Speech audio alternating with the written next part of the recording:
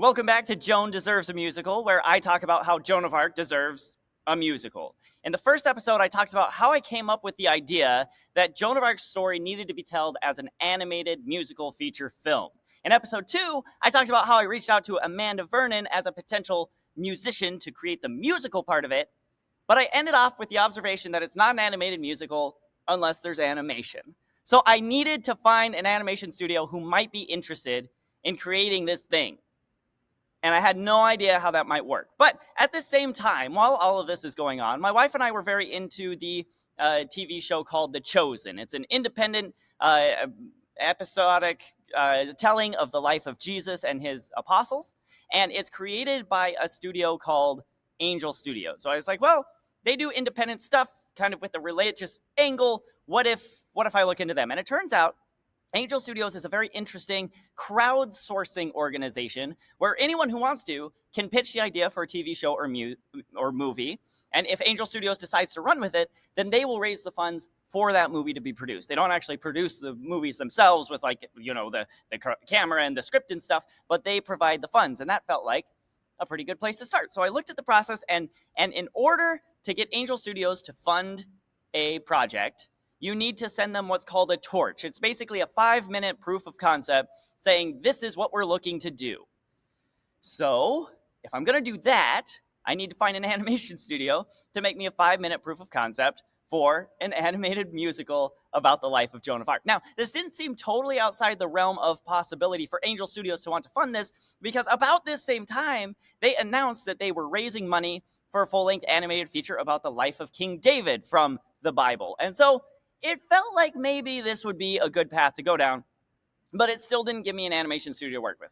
I live in Boston. I looked around. I found an animation studio called which does animation work for hire. They had done actually web episodes of during the 2020 lockdown. And so I reached out to them, and a very lengthy note in their contact us form saying, hey, I'm just a guy, know nothing about movies, but I'd kind of like to make a musical about the life of Joan of Arc. I think it would be cool if it was animated. I found this Angel Studios place that might fund it if I can give them a proof of concept. I'm just trying to figure out, what is the road from here to there? What does it take to make 5 minutes of animation?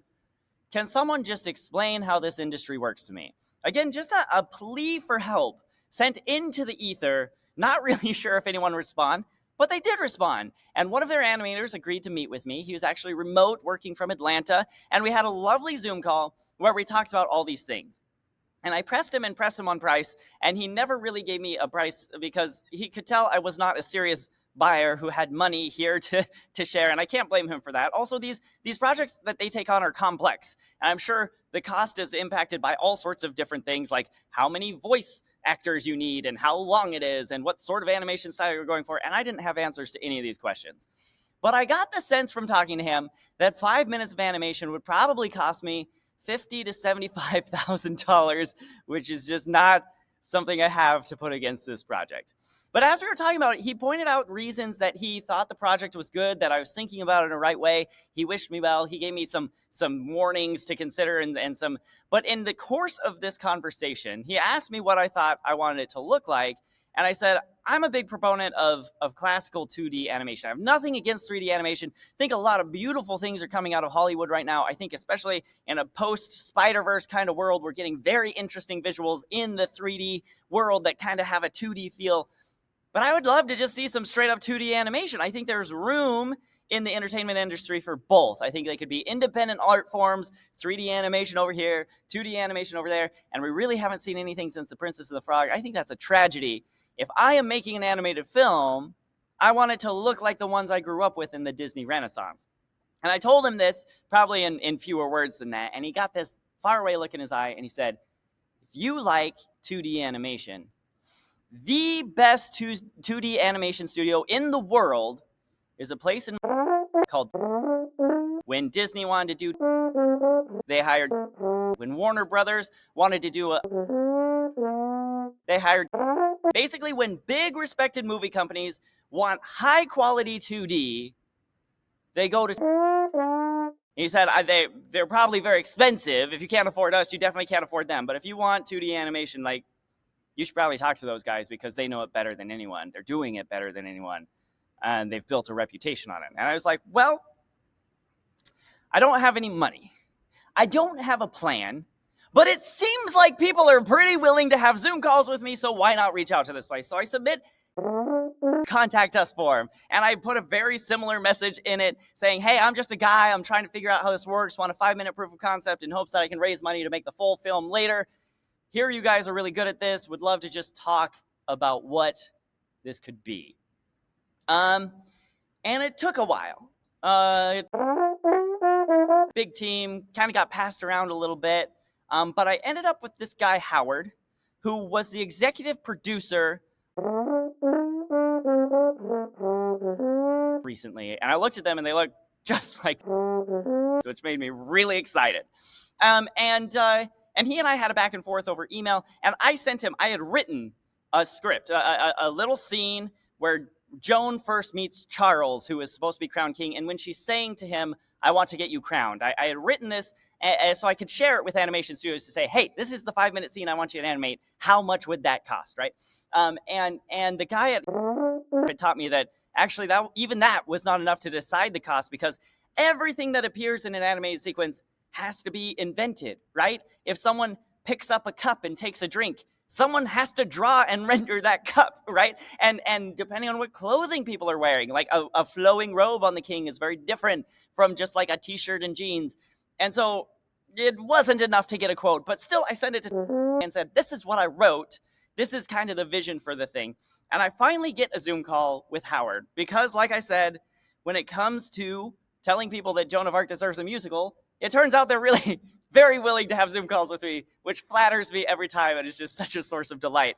And he and I meet, and he says to me, so did you write that scene? I was like, yeah, I wrote it. He's like, did you write it by yourself?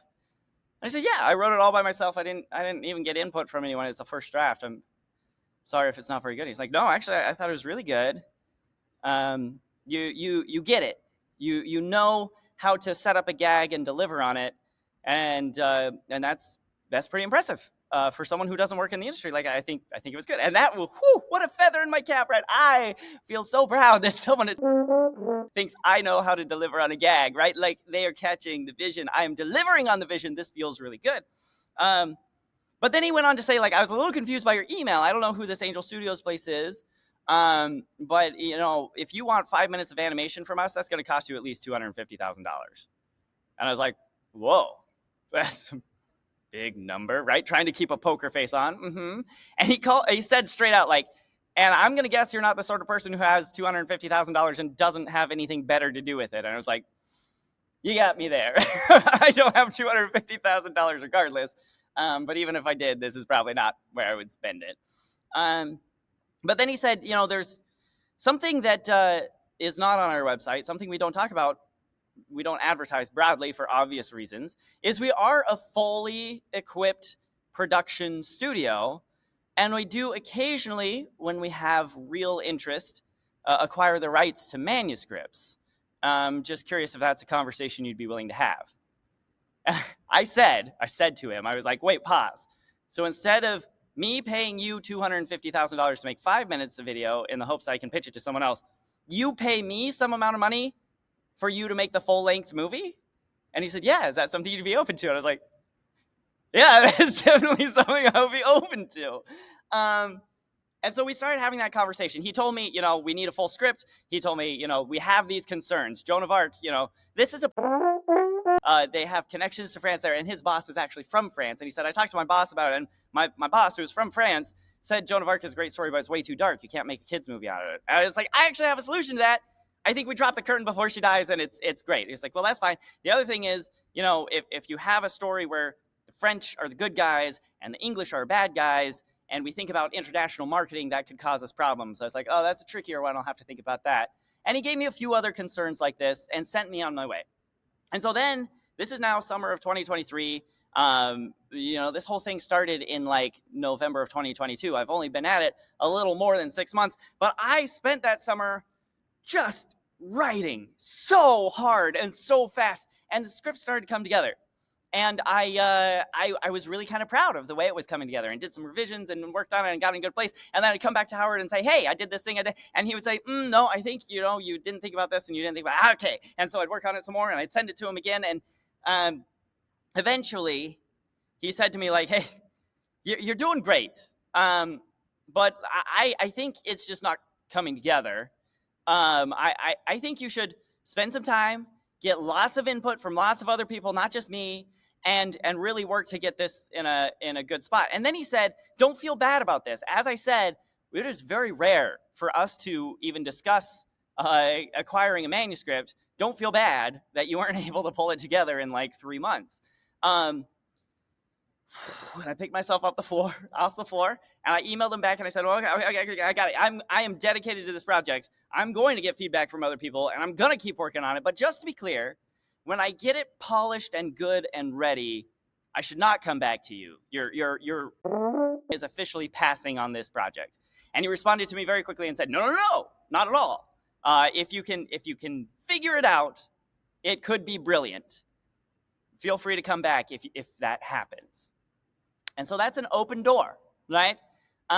Still more for me to do, but it's an open door. And so that is the beginning of how I started down the road of finding an animation studio for my animated musical about Joan of Arc. And in another episode, I will tell you where I went from there.